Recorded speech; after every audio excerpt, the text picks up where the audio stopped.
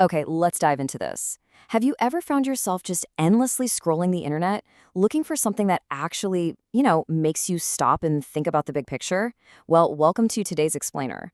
We're unpacking a truly massive digital phenomenon today.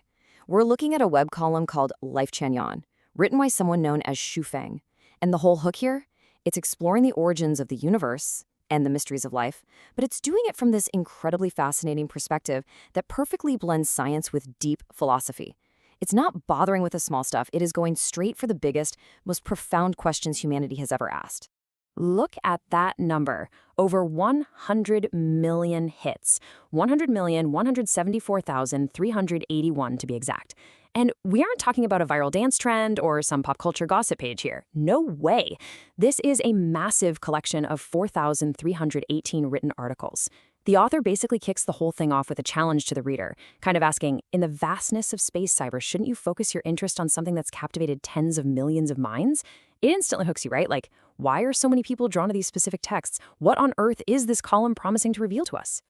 To figure out why this is so insanely popular, we're going to follow the roadmap the author lays out.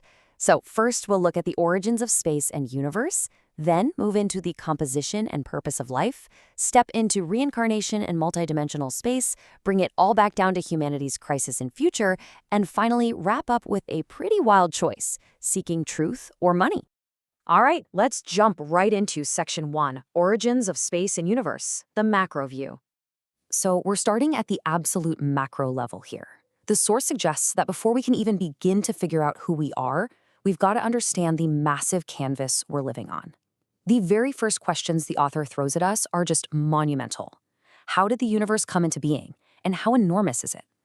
By leading with these massive concepts, the column literally yanks you right out of your daily routine and drops you into a state of total cosmic wonder.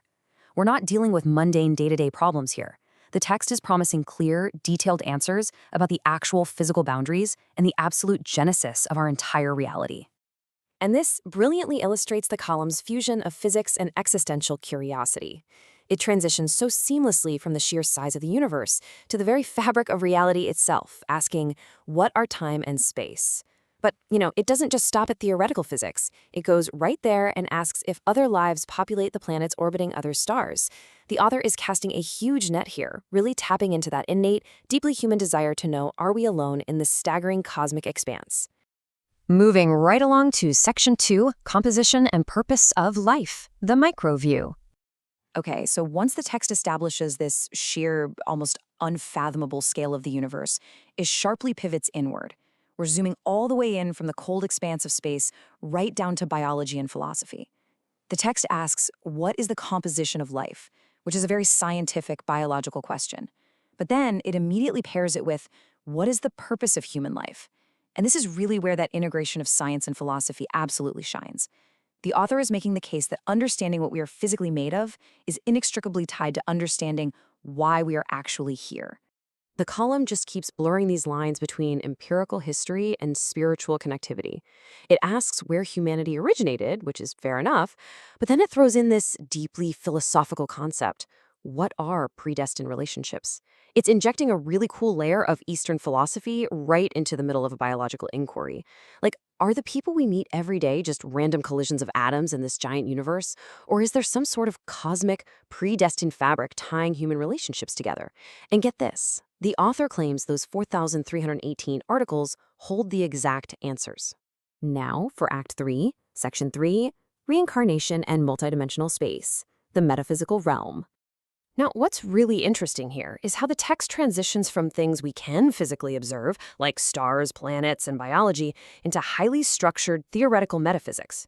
The author isn't just asking vague spiritual questions. Oh no, they introduce incredibly specific numerical frameworks. The text promises to explain exactly how 20 parallel worlds came into being. It asks if it's reasonable to accept the division of 36-dimensional spaces, and even proposes something called the 36 universal mazes. It's fascinating because it doesn't treat the metaphysical realm like some chaotic, unknowable mystery. Instead, it frames it as this highly organized, mathematically structured system that we, as readers, can actually decode and understand. Naturally, any exploration of life's deepest mysteries has to confront the ultimate unknown, right? Death. The column lays out the possibilities with stark clarity. It asks, will people transmigrate, meaning reincarnate, after their mortal death? Will they simply disappear forever, or will they just lie quietly in the ground awaiting resurrection? By impartially laying out these three very distinct outcomes, the author is directly addressing our deepest fears and hopes, and promising a definitive explanation to literally the oldest question in human history. To actually navigate all these dimensions and the afterlife, the source categorizes humanity into a very specific hierarchy of spiritual evolution. It asks what the differences are among ignorant people, deities, mortals, sages, and saints. This is huge because it implies a pathway for growth. It's suggesting that by engaging with this column and understanding these mysteries, you can actually elevate yourself from just being an ignorant person or a mortal and climb the ladder up toward becoming a sage or even a saint. So, what's the ultimate goal of all this spiritual evolution? Well, the author introduces these concepts of the fairyland and the pure land and asks if they're actually the same thing. But more importantly, it asks how one actually gets to enter this fairyland. The key, according to the text, seems to be all about understanding what constitutes supreme thinking. It's essentially a promise.